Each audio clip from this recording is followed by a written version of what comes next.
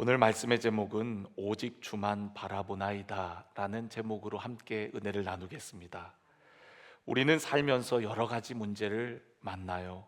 그런데 어떤 문제는 노력하면 해결되고 시간이 지나면 풀리는 문제들도 있지만, 어떤 문제들은 아무리 애써도 해결할 수 없고 아무리 생각해도 방법이, 길이 보이지 않는 문제들이 있습니다.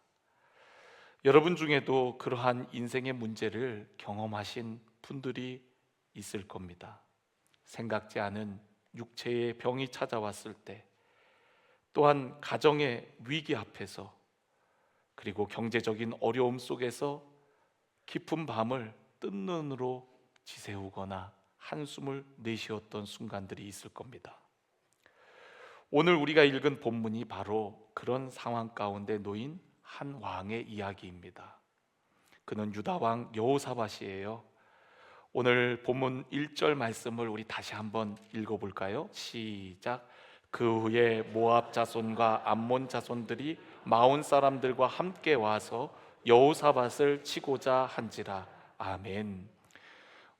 말씀에 보면 그 후에 라는 말이 있습니다. 그 후가 언제를 의미할까요? 우리가 앞장을 읽어보면 여호사밧이 하나님 앞에 전심으로 회개하고 돌아오는 내용입니다. 자신만 돌아오는 것이 아니라 온 유다 백성들과 함께 하나님께로 돌아와요. 그리고 나라를 신앙적으로 재정비를 하게 되어집니다. 이렇게 하나님께 돌아오고 나라를 새롭게 하면 하나님께서 나라에 평화를 주셔야 하지 않습니까? 그런데 그렇게 하나님 앞에 돌이켰건만 오히려 그 나라에 위기가 찾아온 거예요. 모압과 암몬, 마온 사람들, 이 연합군이 유다를 침공해 온 것입니다. 우리는 흔히 믿음으로 살면 하나님께서 다 잘되게 하실 거야, 우리가 이제 예수님을 믿었으니까 만사 형통할 거야 라고 생각할 때가 많습니다. 그런데 오늘 말씀처럼 우리가 믿음으로 살려고 할 때 오히려 우리의 삶에 생각지 않은 어려움과 고난이 찾아오는 때가 있더라는 거죠. 많은 분들이 예수님 믿고 이제는 좋은 일만 있겠지 생각했지만, 예수 믿고 오히려 어려움을 당해서 실족하는 경우들도 있습니다. 그런데 여러분, 그런 어려움이 올 때 드디어 올 것이 왔구나 하고 생각하셔야 돼요. 우리가 예수님을 믿는다고 해서, 하나님을 믿는 백성이라고 해서 어려움이 없는 것이 아닙니다. 주께서 사랑하시는 나사로에게도 때로는 예기치 않은 질병이 찾아오는 것처럼, 우리가 주님을 따르고 또 주님의 사랑을 받는 것은 분명한데도 불구하고 우리의 삶에 어려움과 문제가 찾아올 때가 있더라는 거예요. 오늘 그렇게 믿음으로 결단한 이스라엘 백성들 가운데 이렇게 연합군이 쳐들어오게 된 거예요. 이제는 이스라엘 백성들이 존망의 위기에 서 있습니다. 나라가 멸망할 그런 위급한 상황에 놓이게 되어진 거예요. 오늘 말씀은 인생에 감당할 수 없는 문제, 마치 이길 수 없는 전쟁을 만났을 때 믿음의 사람들의 반응, 또 취해야 할 모습을 우리에게 가르쳐 주는 말씀입니다. 모압과 암몬, 마온 사람들의 연합군 앞에 과연 여호사밧은 어떻게 반응하였습니까? 우리 3절 말씀을 한번 같이 읽어볼까요? 시작. 여호사밧이 두려워하여 여호와께로 낯을 향하여 간구하고 온 유다 백성에게 금식하라 공포하매. 아멘. 여러분, 여호사밧은 믿음의 사람이었지만 두려웠어요. 여러분, 믿음이 있다고 해서 두렵지 않은 것은 아닙니다. 믿음의 사람도 들려오는 소식에 흔들릴 수 있고 보여지는 상황 속에 염려와 두려움을 느낄 수 있습니다. 그런데 여러분, 믿음의 사람은 염려만 하고 있는 것이 아니에요. 두려워하기만 하는 것이 아닙니다. 3절 뒷부분을 보면 여호와께로 낯을 향하여 간구하고 라고 되어 있습니다. 여러분, 하나님께로 낯을 향했다는 거예요. 여러분, 어린아이들이 뭘 하다가 잘 안 되고 어려우면 어떻게 해요? 누굴 부릅니까? 엄마, 엄마, 아빠, 그러면서 엄마 아빠를 향해요. 그런 것처럼 우리 믿음의 사람들은 보여지는 상황과 환경 앞에, 또 들려오는 소식 앞에 그냥 두려워 떨기만 하는 것이 아니라 우리의 보호자 되시는 하나님을 바라보는 겁니다. 그래서 여호사밧은 낯을 여호와께로 향하였어요. 12절 우리가 읽은 본문 말씀 뒷부분을 보면은 여호사밧이 이런 고백을 하거든요. 우리를 치러 오는 이 큰 무리를 우리가 대적할 능력이 없고 어떻게 할 줄도 알지 못하였고 오직 주만 바라보나이다 라고 고백하고 있습니다. 여러분, 이 큰 무리를 우리가 대적할 능력이 없어요. 또 어떻게 해야 될지도 몰라요. 그러나 그들이 했던 한 가지는 바로 오직 주만 바라보았던 겁니다. 여러분, 오늘 저와 여러분도 인생의 위기 앞에, 문제 앞에 먼저 주님을 바라보는 우리 모두가 되어지기를 주님의 이름으로 간절히 축원합니다. 우리는 종종 문제를 계속 바라보다 보면 나도 모르는 사이에 두려움이 커지는 것을 경험할 때가 많아요. 사람을 바라보면 실망하게 됩니다. 그러나 하나님을 바라보면 소망이 생겨요. 신앙은 문제를 어떻게 바라보느냐 하는 겁니다. 신앙인들에게 문제가 없는 것 아니에요. 똑같이 우리 믿음의 사람들에게도 문제와 위기가 찾아옵니다. 그런데 그러한 문제와 위기가 찾아왔을 때 반응이 다른 거거든요. 사람들은 두려워하고 염려하지만 우리는 하나님을 바라보는 겁니다. 우리의 도움 되시고 산성이시고 위대하신 능력의 하나님을 바라보는 것이죠. 여호사밧은 그 상황을 외면하지 아니었어요. 믿음의 사람들은 문제를 부정하는 것이 아니라 문제보다 더 크신 하나님을 바라보는 겁니다. 여러분은 인생의 위기 앞에, 문제 앞에 어떻게 반응하고 있습니까? 문제가 왔을 때 사람을 먼저 찾지는 않으시나요? 나에게 도움될 사람이 누구인가? 문제가 왔을 때 어떻게 이 문제를 해결할까? 인간적인 방법을 먼저 생각하고 떠올리진 않으신가요? 오늘 성경을 보니까 여호사밧은 두려움 가운데 그는 하나님께로 낯을 향하였습니다. 그리고 그가 했던 것은 간구하는 일이었어요. 무릎 꿇었다는 겁니다.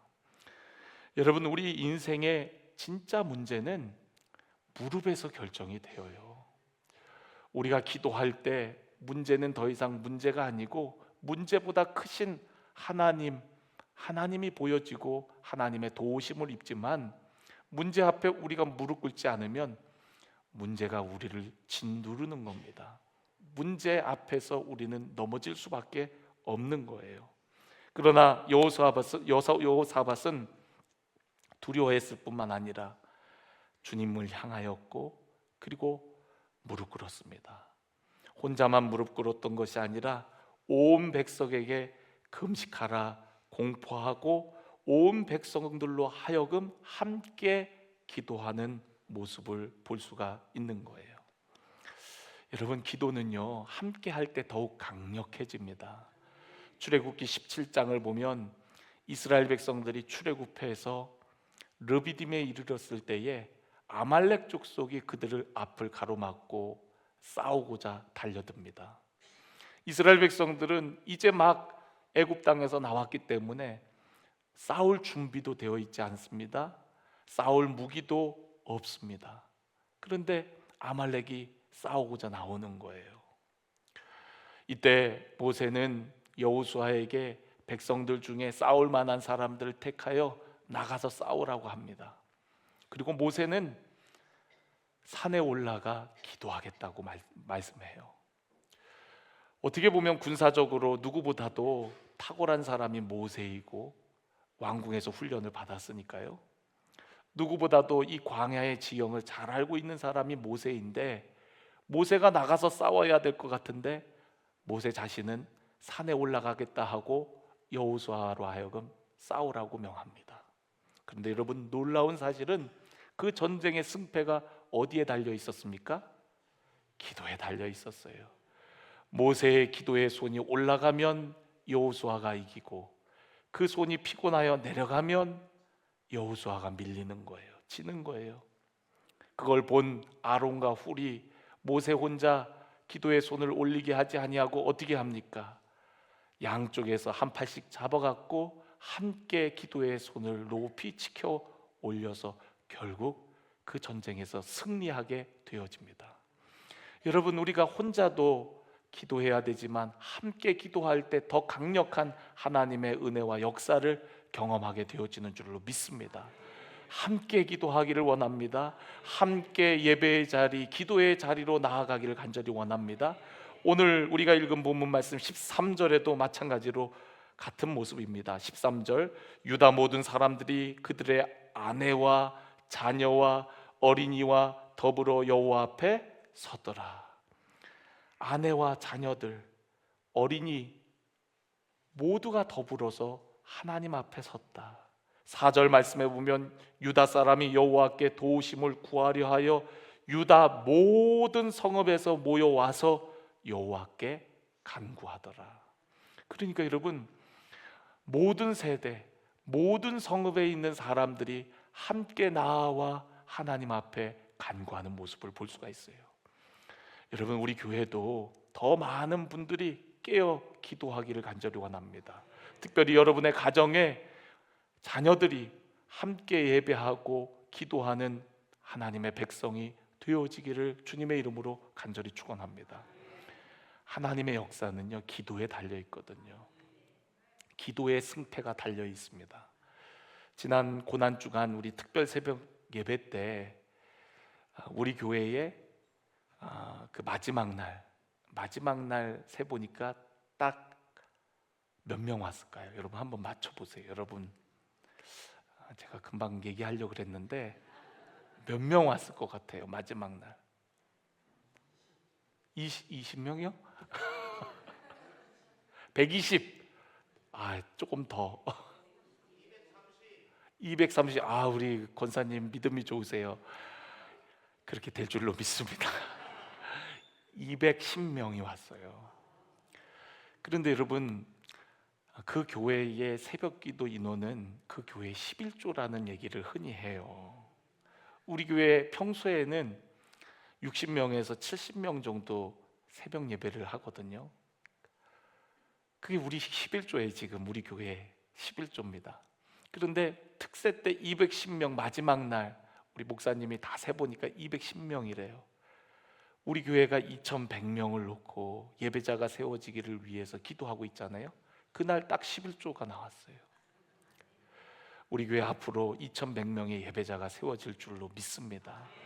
온 세대가 함께 나와 예배하고 기도하는 우리 교회가 되어지기를 간절히 원합니다. 우리 아까 장로님도 기도하셨지만 이번 주 수요일 우리 교회에서 강릉 지역 다음 세대 부흥 세미나를 갖습니다. 이번에 오시는 강사님, 당진 동일교회 이수훈 목사님이라는 분은 개척한 지 30년이 된 교회인데 다음 세대 사역에 집중해서 지금은 당진에서 1만 5천 명 정도로 예배하는, 모이는 그런 교회가 되었어요.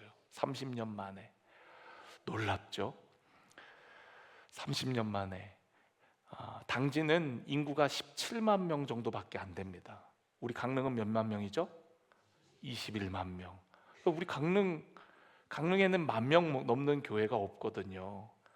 더 작은 인구에서도 10,000명이 넘는 교회가 있는데 왜 강릉이라고 그렇게 많은 사람들이 예배하는 교회가 없을 거라고 생각을 합니까? 저는 우리 교회가 2100명이 아니라 정말 이 땅에 수많은 영혼들을 품을 수 있는 교회가 되어지기를 간절히 원합니다. 특별히 하나님께서 우리 교회를 향하여 주신 약속과 비전, 다음 세대 젊은이들이 모여오는 교회가 되리라고 말씀하셨으니 우리 그 약속 붙들고 우리 함께 하나님 앞에 나아가는 우리 모두가 되기를 간절히 원합니다. 그리고 여러분, 눈물의 기도는 절대로 그냥 떨어지지 않아요. 여러분 자녀들이 지금 방황하고 교회에 안 나온다고 해서 기도를 멈추지 마세요. 기도할 때에 하나님께서 반드시 그 자녀들을 돌아오게 할 줄로 믿습니다. 우리 온 세대가 함께 하나님 앞에, 하나님의 임재 앞에 나아가는 예배 공동체, 우리 반석교회가 되어지기를 간절히 축원합니다. 그래서 오늘 온 세대가, 온 백성들이 함께 기도하는 모습을 볼 수가 있어요. 그런데 그 기도의 내용이 어떠하냐면 6절을 한번 보겠습니다. 우리 조상들의 하나님 여호와여, 주는 하늘에서 하나님이 아니시니까 이방 사람들의 모든 나라를 다스리지 아니하시나이까. 주의 손에 권세와 능력이 있사오니 능히 주와 맞설 사람이 없나이다 라고 고백하고 있습니다. 여러분, 하나님이 어떠한 하나님인지 우리가 아는 것이 얼마나 중요한지 몰라요. 하나님이 어떠한 분인지 기억하고 그 하나님을 우리가 구하고 찾는 것이 얼마나 중요한지 모릅니다. 시편을 읽어보면 다윗은 어려움을 만날 때마다 하나님을 뭐라고 고백하죠? 주는 나의 방패시요 나의 피할 바위시요 나의 산성이시로다 라고 고백합니다. 여러분, 그 고백이 저와 여러분의 고백이 되어지기를 간절히 원합니다. 여러분, 다윗이 섬겼던 하나님, 여호사밧이 찾았던 그 하나님이 바로 우리의 하나님, 나의 하나님임을 여러분 기억하시기를 바랍니다. 여러분들은 하나님을 어떻게 고백하고 있습니까? 오늘 여호사밧은 모든 나라를 다스리시는 하나님, 또한 권세와 능력이 있어 주께 맞설 사람이 없다라고 고백하고 있어요. 여러분, 그 하나님이 우리의 하나님, 나의 하나님입니다. 오늘 그 하나님을 의지함으로, 기억함으로 간구하시기를 주님의 이름으로 축복합니다. 또 7절부터 9절까지의 말씀을 보면은요, 우리 하나님이시여, 여러분 우리 하나님이시여 이렇게 얘기할 수 있다는 것은 그만큼 하나님과의 친밀한 관계 가운데 있다는 거죠. 하나님이 멀리 계신 하나님이 아니라 우리와 함께 하시는 하나님, 우리 하나님이시여 라고 고백하고 있어요. 전에 이 땅 주민을, 주의 백성 이스라엘 앞에서 쫓아내시고 그 땅을 주께서 사랑하시는 아브라함의 자손에게 영원히 주지 아니하셨나이까. 아브라함의 언약을 기억하며 붙잡으며 기도하고 있어요. 또 8절 보면은 그들이 이 땅에 살면서 주의 이름을 위하여 한 성소를 주를 위하여 건축하고 이르기를 만일 재앙이나 난리나 견책이나 전염병이나 기근이 우리에게 임하면 주의 이름이 이 성전에 있으니 우리가 이 성전 앞과 주 앞에 서서 이 환난 가운데에서 주께 부르짖은즉 들으시고 구원하시리라 하였나이다. 여러분, 하나님의 약속을 붙들고 기도하는 겁니다. 하나님의 성전을 지어 봉헌할 때 솔로몬이 그렇게 간구했어요. 하나님, 이 성전에 누구든지 와서 간구하면 들으사 구원하시고 도우시고 역사하여 달라고 하나님도 그리하겠다라고 약속하셨단 말이죠. 그 약속의 말씀을 붙들고 기도하는 거예요. 여러분, 우리가 기도와 말씀이 조화를 이루는 것이 참 중요합니다. 기도만 많이 하는 것이 많이 한다고 되는 것이 아니라 우리가 하나님의 약속의 말씀을 붙들고 기도하는 거죠. 또한 말씀만 안다고 중요한 것이 아니라 그 말씀을 붙들고 기도하는 삶이 중요해요. 그래서 여러분, 말씀과 기도는 마치 율법과 은혜, 이 두 가지와 같습니다. 이 두 가지가 잘 조화로운 신앙이 될 때 우리가 건강한 신앙을 가질 수 있거든요. 말씀을 통해서 우리가 어떻게 기도해야 될지를 알게 하시고, 말씀을 통해서 하나님이 어떠한 분인지 깨닫게 하시고, 하나님의 약속의 말씀을 붙들고 우리는 더 깊은 기도의 세계로 나아갈 수가 있는 거예요. 항상 주의 말씀 가운데 거하시기를 바랍니다. 주야로 말씀을 묵상하는 자가 복 있는 자라고 했어요. 여러분, 인생의 위기가 왔을 때, 문제가 찾아왔을 때 하나님의 말씀, 약속의 말씀이 툭툭 생각나서 그 말씀을 붙들고 기도하는 우리 성도 여러분들이 되어지기를 주님의 이름으로 간절히 축원합니다. 또한 오늘 여기 성경을 보니까 그렇게 하나님 앞에 간구하니까 하나님께서 어떻게 역사하십니까? 우리가 다 읽진 않았지만 14절 말씀을 보면은 여호와의 영이 회중 가운데에서 레위 사람 야하시엘에게 임하셨으니 라고 얘기하고 있어요. 여러분, 아직 문제가 해결된 것이 아닙니다. 그들이 하나님 앞에서 간구하지만 여전히 문제는 그대로 있습니다. 그런데 이스라엘 백성에게 하나님의 영이 임재했어요. 그리고 특별히 야하시엘이라는 사람에게 하나님의 임재가 임하게 되었습니다. 그리고 그 야하시엘을 통하여서 하나님께서 말씀하시는 거예요. 두려워하지 말라, 놀라지 말라. 이 전쟁은 내게 속한 것이니 내가 너희를 위하여 싸우리라 라고 말씀하십니다. 여러분, 놀랍지 않습니까? 하나님께서 대신 싸우시겠대요. 이 전쟁은 너희들이 고민하고 걱정할 문제가 아니다. 내가 싸우겠다. 내가 이 문제를 해결해 주겠다라고 말씀하시는 거예요. 여러분, 기도하면은요 하나님의 일하심을 보게 되어지는 줄로 믿습니다. 우리가 기도할 때 하나님 역사하시거든요. 우리가 기도할 때 하나님은 우리에게 가장 좋은 것을 주세요. 우리가 생각할 때 가장 좋은 것은 이 문제가 해결되는 것으로 생각할 때가 많잖아요. 그렇지 않습니다. 우리가 성경을 보면 구하라, 찾으라, 두드리라, 그리고 우리에게 좋은 것을 주시리라 라고 말씀하셨어요. 예수님께서 그 좋은 것이 무엇인지 구체적으로 언급하신 적이 있습니다. 자녀가 떡을 달라 하면 돌을 주고, 또한 뭘 달라 그러면 뱀을 준 적이 있느냐. 하물며 육신의 부모도 그러하거든 너희 하늘 아버지께서 구하는 자에게 좋은 것, 그 좋은 게 무엇이었습니까? 성령을 너희에게 주시지 않겠느냐라고 말씀하셨습니다. 여러분, 그 좋은 것은 다름 아니라 하나님이 함께 하시는 겁니다. 성령님이 우리 안에 임하시는 거예요. 여러분, 성령이 임하면은 어떤 일이 일어납니까? 권능 받고 땅끝까지 이르러 증인된다 그랬어요. 능력을 입는 겁니다. 상황과 환경은 그대로인지 모르지만 능력으로 그 문제를 이겨나가고 돌파해 나가는 힘이 생기는 거예요. 하나님의 영이 임할 때에 문제는 떠나가고 또한 전쟁에서 승리하게 되어지고, 하나님의 영이 임할 때에 담대함으로 나아갈 수 있게 되어지는 거예요. 제자들이 성령 임하였을 때 여러분, 여전히 상황은 똑같았습니다. 성령 받기 전에도 두려운 상황이었지만 성령 받은 이후에도 오히려 핍박이 더 거세지고 어려움이 그들 앞에 놓여 있었습니다. 그러나 성령 받은 제자들은 더 이상 위축되지 않았어요. 두려워하지 않았습니다. 모인 곳에 문을 닫고 숨어 있지 않았습니다. 담대했어요. 매를 맞아도 감옥에 갇혀도 그들은 기뻐했습니다. 성령 받고 나니까 그렇게 사람이 달라지는 거예요. 성령 받은 이스라엘 백성들은 더 이상 두려워하지 않습니다. 전열을 재정비합니다. 그리고 심지어는 그 군대의 맨 앞에 뭘 배치해요? 찬양대를 배치합니다. 아니, 싸우러 나가야 되는데 웬 찬양대입니까? 왜냐하면 하나님께서 싸우시겠다고 했으니까, 하나님께서 승리를 주신다고 했으니까 그들이 믿음으로 군대 맨 앞에 찬양대를 배치하게 되어집니다. 그리고 이렇게 고백을 해요. 우리 20절, 21절 말씀을 우리 같이 한번 읽어보도록 하겠습니다. 시작. 이에 백성들이 아침에 일찍이 일어나서 드고와 들로 나가니라. 나갈 때에 여호사밧이 서서 이르되 유다와 예루살렘 주민들아, 내 말을 들을지어다.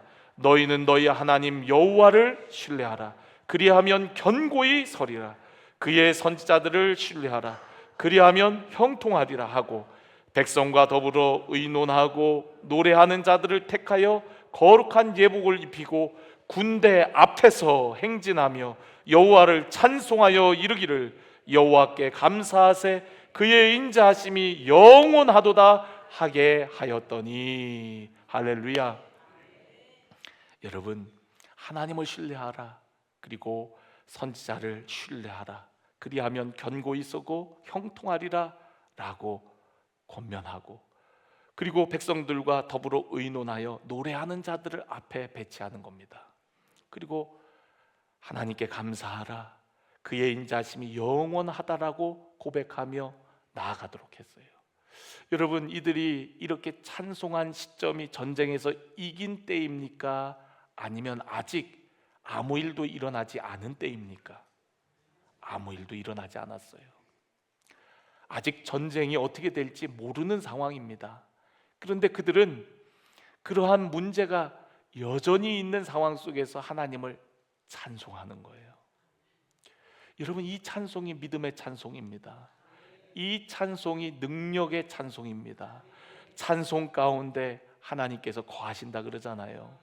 여전히 문제와 어려움은 그 앞에 있었지만 그들이 찬송하며 나아갈 때에 하나님의 강력한 임재와 역사를 경험하는 거예요. 우리의 찬양 가운데 하나님이 함께 하십니다. 하나님께서 역사하십니다. 병든 자들이 치유되어지고 문제가 해결되어지고 여러분의 삶의 근심, 걱정, 염려가 사라지고 담대함으로 변화되어지는 줄로 믿습니다. 여러분, 우리는 믿음의 찬양을 드려야 돼요. 믿음의 감사를 드려야 돼요. 다 된 것을 보고 노래하지 못할 사람이 어디 있으며 승리한 것을 보고 어찌 찬송하지 아니할 수 있겠습니까? 그러나 하나님을 신뢰하고 하나님의 약속의 말씀을 붙드는 자들은 여전히 우리 앞에 문제가 그대로이고 여전히 우리의 인생이 한밤중과 같이 어둠을 지나고 있는 것 같을지라도 그때 하나님을 노래하는 거예요. 찬송하는 거예요. 그러면 하나님께서 강력하게 그곳에 임재하시는 놀라우신 은혜를 경험하게 되어지는 줄로 믿습니다. 우리가 사도행전을 읽어보면 바울과 실라가 빌립보 성에 가서 복음을 증거합니다. 복음을 전하다가 억울하게 매를 맞고 감옥에 갇히게 되어져요. 그런데 한밤중이 되었는데 바울과 실라가 하나님께 기도하고 감사하며 하나님을 찬송해요. 그 찬송 소리를 다른 죄수들이 듣습니다. 그런데 여러분, 그 찬송이 울려 퍼지고 나서 어떤 일이 일어나죠? 옥터가 흔들리고 옥문이 활짝 열리고 그들을 붙잡고 매던 것들이 다 풀어지는 역사가 일어나게 되어지는 거예요. 언제 찬송했더니요? 한밤중에 찬송했더니, 어두운 밤 가운데 고통 가운데 그들은 하나님께 감사하며 찬송하였더니 하나님의 일하심, 하나님의 기적을 경험하는 겁니다. 오늘 여러분들은 언제 하나님을 노래하고 찬송하고 있습니까? 기분 좋을 때, 편안할 때, 내 마음이 내킬 때, 그때 하나님을 찬송하고 노래하고 있지는 않습니까? 아니면 예배 때에만 하나님을 찬송하고 있지는 않으신가요? 예배 때 드리는 찬송조차도 불편해하고 부르는 것을 힘들어하지는 않으신가요? 오늘 찬송은 내가 하나도 모르는 거네. 에이, 모르는 찬송 난 몰라. 이러고 있진 않습니까? 여러분, 왜 살아계신 하나님 앞에 찬송하는데 리듬이 내가 좋아하는 리듬이 아니고 내가 모르는 가사고 어려운 음이고 그래서 우리가 찬송하지 않는다면 그 찬송이 하나님께 드리는 찬송 맞습니까? 여러분, 한밤중에 바울과 실라는 하나님께 감사하며 노래하였어요. 여호사밧과 이스라엘 백성들은 여전히 연합군이 엔게디 골짜기까지 이르는 그 연합군이 여전히 그들 눈앞에 있었지만 하나님께서 일하시고 싸우실 것을 신뢰함으로 노래하고 찬송했어요. 여러분, 오늘 우리의 찬송이 하나님을 향한 찬송이 되기를 원합니다. 환경과 상황에 의해 부르는 찬송이 아니라 살아계신 하나님, 지극히 높으신 하나님을 향하는 찬송이 되기를 원합니다. 찬송 가운데 임하시는 주님의 역사를 경험하는 우리 성도 여러분들이 꼭 되시기를 주님의 이름으로 간절히 축원합니다. 우리가 다 읽진 않았지만 그 뒤에 찬송하며 나아갈 때, 그들이 노래하며 찬송을 시작할 때에 하나님의 역사가 시작되었다는 것을 우리는 볼 수가 있어요. 여러분, 오늘 예배드리고 예배당 문을 나가도 여전히 여러분의 삶의 환경과 상황은 그대로일 수 있어요. 그런데 여러분들이 감사함으로 나아갈 때, 기쁨으로 찬송할 때 여러분의 삶의 문제와 환경은 바뀌는 역사가 있게 되어질 줄로 믿습니다. 우리가 믿음으로 고백할 때, 믿음으로 감사할 때 역사는 일어나는 거거든요. 우리는 역사가 있고 나서 감사하려고 그래요. 그런데 믿음의 역사는 우리가 먼저 하나님을 감사하고 기뻐하고 노래할 때 일어나는 줄로 믿습니다. 우리의 인생에 염려가 왜 없겠어요? 그러나 염려가 왔을 때 여러분, 기도로 간구로 나아가는 거거든요. 그리고 감사함으로 나아가는 거예요. 그때 모든 지각에 뛰어나신 하나님의 역사가 우리의 삶 가운데 일어나게 되어지는 줄로 믿습니다. 여러분, 오늘 이 이야기는 여호사밧 왕이 통치하던 시대의 옛날 이야기만은 아닙니다. 이 이야기는 복음의 그림자예요. 복음의 스토리예요. 우리 인류에게도 이길 수 없는 싸움이 있잖아요. 전쟁이 있잖아요. 어떤 전쟁입니까? 바로 죄와 사망의 전쟁입니다. 우리는 이 전쟁에서 이길 수 없는 연약한 자들이에요. 우리의 힘으로 죄를 이길 수 없습니다. 그런데 그런 우리들을 위해서 하나님께서 우리를 위해 싸우셨어요. 당신의 하나밖에 없는 독생자 예수 그리스도를 우리를 위해 보내어 주셨을 뿐만 아니라 그 예수님께서 우리의 모든 죄와 죽음의 문제를 짊어지시고 십자가에서 죽으셨습니다. 사람들은 그날을 패배의 날이라고 생각을 했어요. 그러나 여러분, 예수님이 십자가를 지시는 그날은 승리를 위한 과정이었습니다. 예수님께서 우리의 모든 죄와 사망의 문제를 다 짊어지시고 십자가에 죽으심을 통하여서 우리는 자유케 되었어요. 그리고 예수님이 죽음에서 부활하심을 통하여서 마침내 그 일이 이루어졌고 예수님이 승리하시는 것이라는 것을 우리에게 확증해 주셨던 것입니다. 여러분, 부활은요, 우리에게 승리를 확증해 주는 사건이었어요. 죽음으로 끝난 것이 아니라 다시 부활하심으로 말미암아 예수님은 사망 권세를 이기신 분이라는 것을 모든 사람에게 보여주신 것이에요. 여러분, 이제는 우리가 그 예수님으로 말미암아 우리도 세상을 이기는 자들이 된 줄로 믿습니다. 예수님의 생명이 우리의 생명이고 예수님의 부활이 우리의 부활이고 예수님의 승리가 바로 우리의 승리가 되어서 이제는 세상을 이기신 주님과 함께 우리는 어떤 싸움도 승리하게 되어지는 줄로 믿습니다. 오늘도 우리와 영원토록 함께 하시겠다고 하신 그 주님의 말씀을 기억함으로 여러분, 주님을 바라보시고 주님께 우리의 시선을 두시고 우리를 위하여 대신 싸우신 예수 그리스도 승리의 주님으로 인하여 여러분, 날마다 담대히 나아가는 우리 성도 여러분들이 되어지기를 간절히 축원합니다.